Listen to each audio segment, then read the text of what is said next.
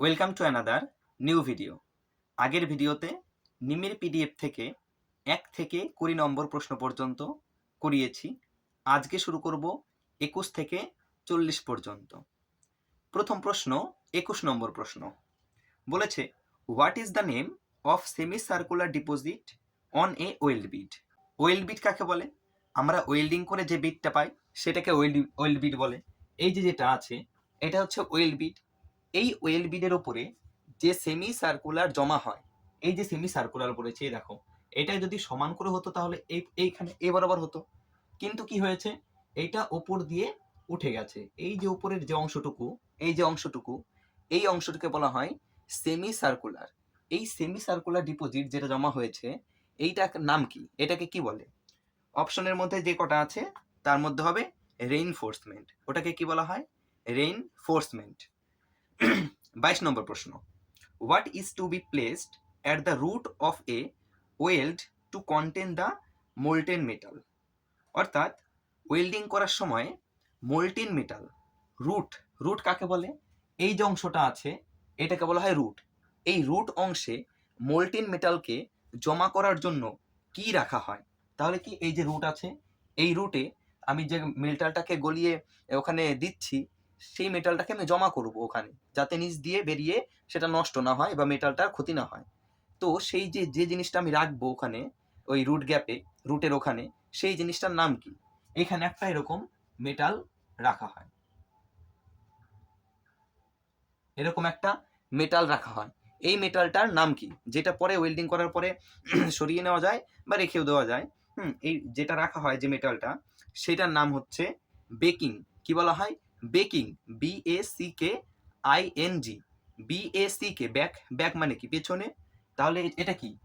আমরা ওয়েল্ডিং এখান থেকে করছি, তাহলে এটা হচ্ছে সামনের দিকটা, আর নিচেরটা হলো পেছন সাইড। তাহলে আমি ব্যাক সাইডে রাখছি, তাই নাম হচ্ছে সেটা বেকিং। পরবর্তী প্রশ্ন দেখে নেব, 23 নম্বর প্রশ্ন, which cut of files has 2 rows of teeth cut diagonally to each other?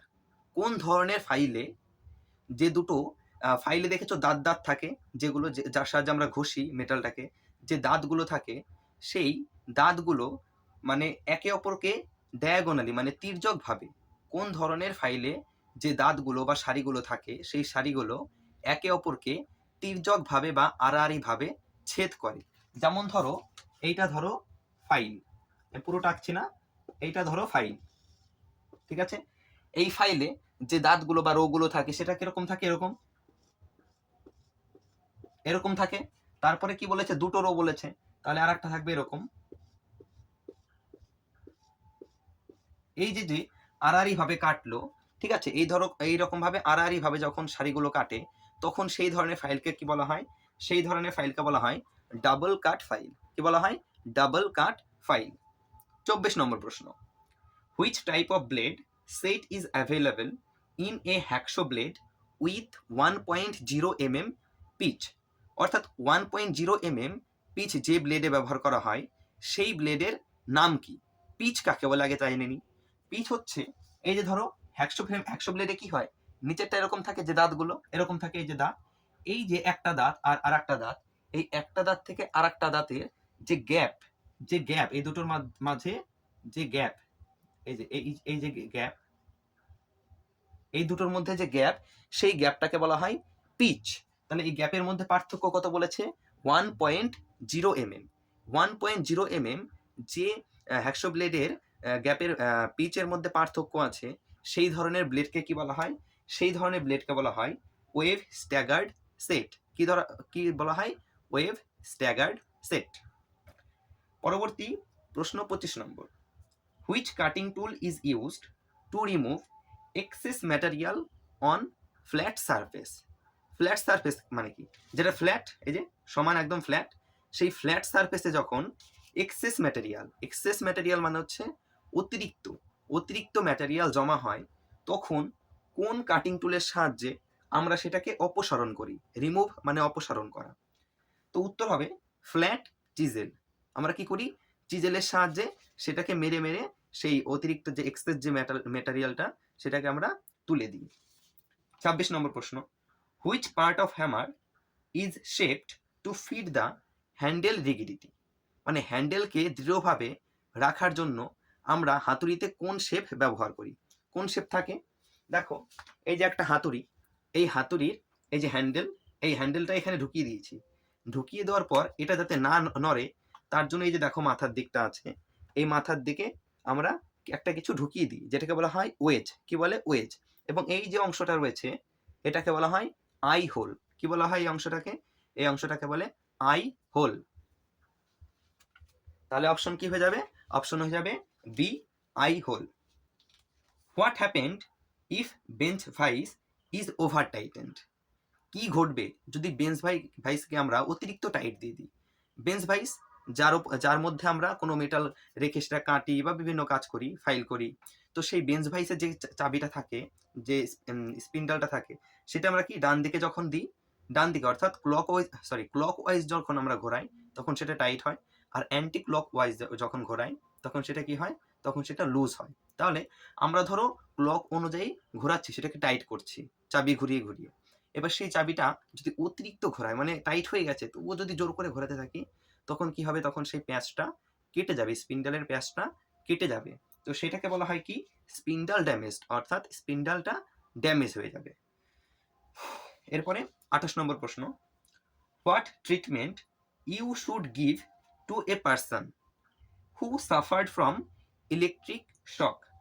What treatment মানে কোন চিকিৎসা, ইউ শুড গিভ মানে তোমার দেওয়া উচিত, টু এ পারসন একজন ব্যক্তিকে, হু সাফার্ড ফ্রম ইলেকট্রিক শক মানে যে ইলেকট্রিক শকে ভুগছে বা ইলেকট্রিক শক খেয়েছে, তাকে তুমি কোন চিকিৎসাটা করবে?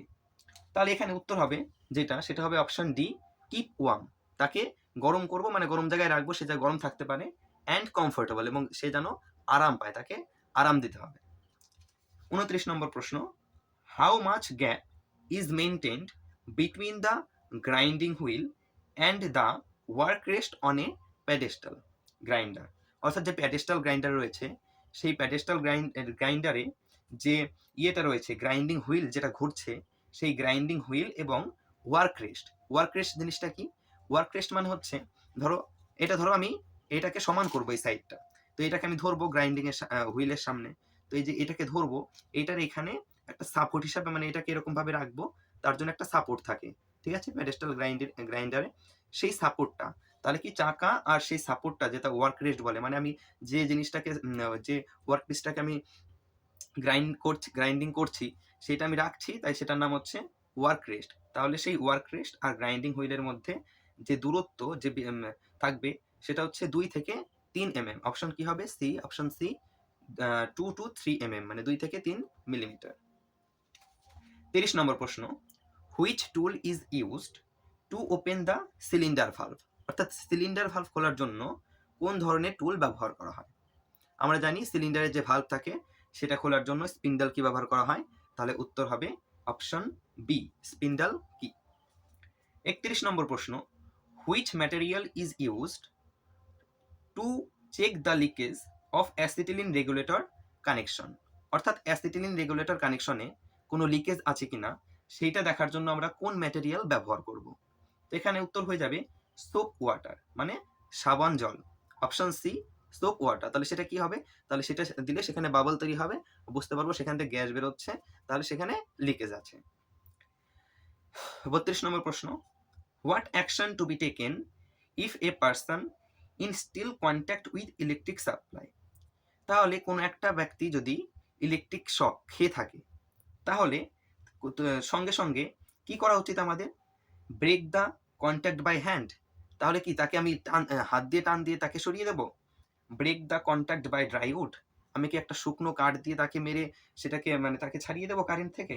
নাকি break the contact by using iron rod, নাকি আমি একটা লোহার রড নিয়ে তাকে বাড়ি মারবো আর ছেড়ে যাবে সে কারেন্টের শক থেকে? নাকি break the contact by pushing with leg, নাকি একদম লাথি মেরে তাকে সরিয়ে দেবো? কি হবে? দেখো, একমাত্র অপশন বি বাদে, এক্সেপ্ট অপশন সি, বাকি যে 3টে অপশন আছে সেই 3টে অপশন করলে কি হবে? যে এসো আমার সঙ্গে চলো, মানে কি তাকেও জড়িয়ে ধরবে। তাহলে আমাদের করতে হবে কি?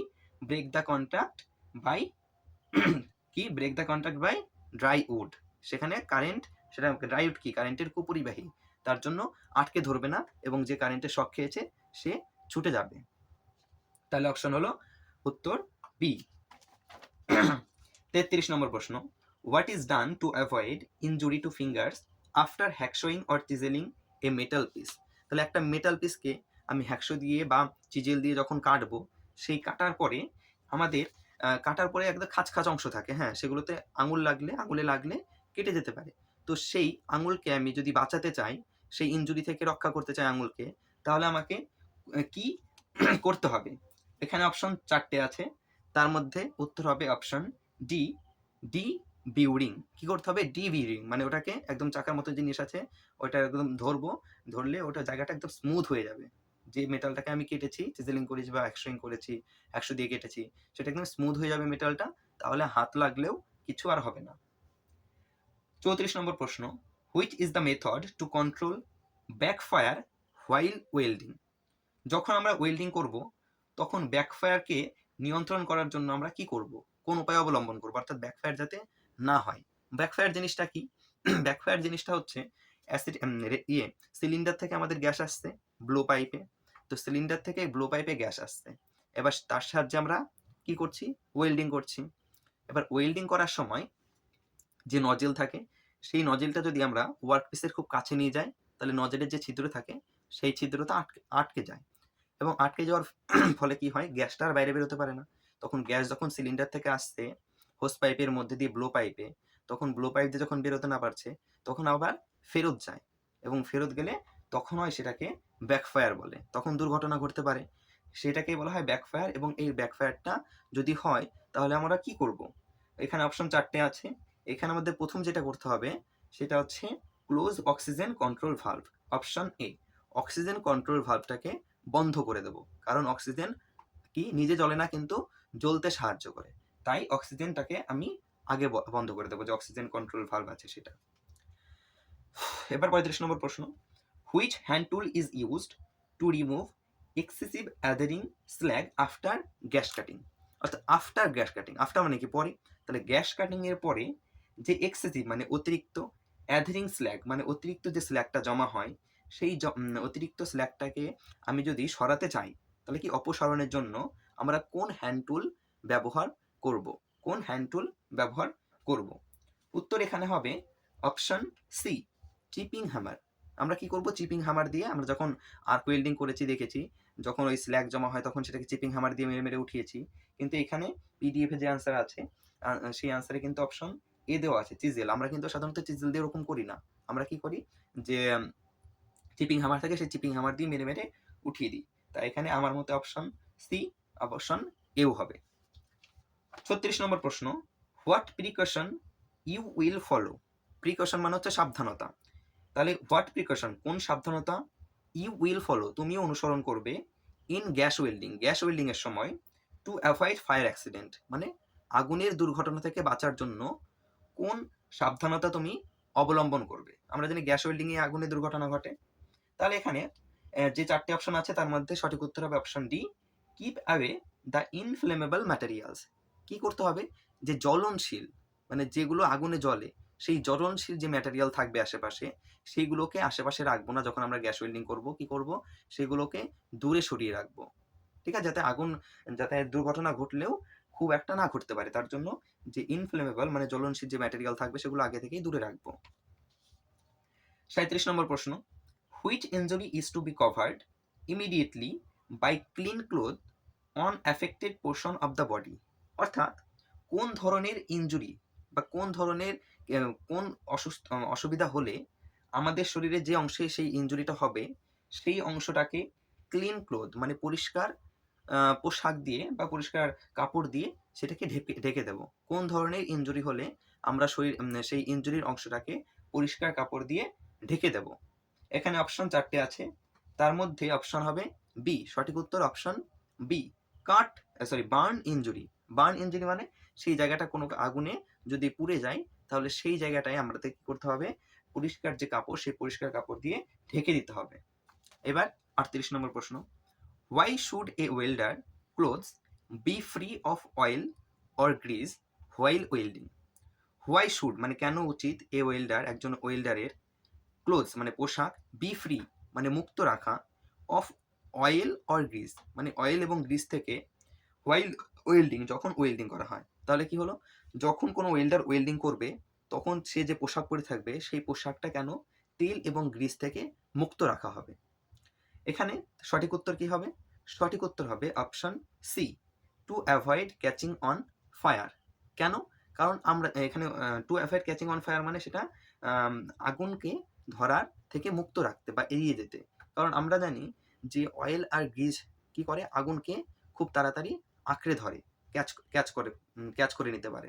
তাই আমাদের যে ওয়েল্ডার যে যা পোশাকটা পরে থাকবে সেটাকে কি করতে হবে, অয়েল আর গ্রিজ থেকে ফ্রি অর্থাৎ মুক্ত রাখতে হবে। প্রশ্ন নম্বর 39, which is the treatment given to a person affected by accident on the spot. অর্থাৎ স্পটে কোনো ওয়েল্ডার বা কোনো ব্যক্তি যদি কোনো অ্যাক্সিডেন্ট ঘটে, তার যে কোনো একটা অ্যাক্সিডেন্ট ঘটলো, তাহলে কোন চিকিৎসাটা নেওয়া হবে? এখানে অপশন 4টে আছে, first aid, second aid, first treatment আর সেকেন্ড ট্রিটমেন্ট। সঠিক উত্তর কি হবে? আমাদের সবসময় ওয়েল্ডিংয়ের যে ওয়ার্কশপ থাকে সেখানে সবসময় ফার্স্ট এইড কিন্তু থাকেই। তাহলে আমাকে কিছু একটা দুর্ঘটনা ঘটলে কোনো একটা ব্যক্তির, আমরা আগে কি করব, ফার্স্ট এইড, তাকে ফার্স্ট এইডের যে চিকিৎসা ট্রিটমেন্ট সেটা আমরা তাকে দেব।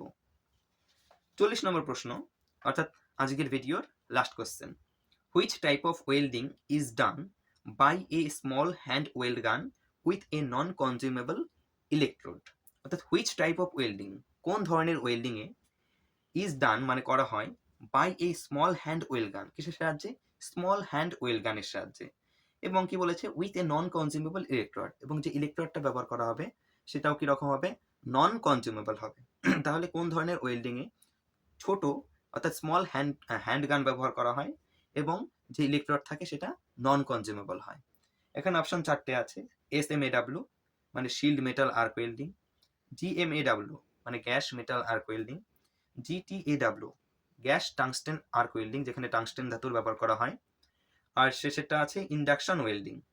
এইবার সঠিক উত্তর যেটা হবে, যেটা স্মল গান ব্যবহার করা হয় এবং ইলেকট্রোডটা নন কনজিউমেবল হয়, সঠিক উত্তর হচ্ছে GTAW। GTAW মানে গ্যাস টাংস্টেন আর্ক ওয়েল্ডিং। আশা করি সমস্ত প্রশ্ন খুব ভালো করে বোঝা গেছে।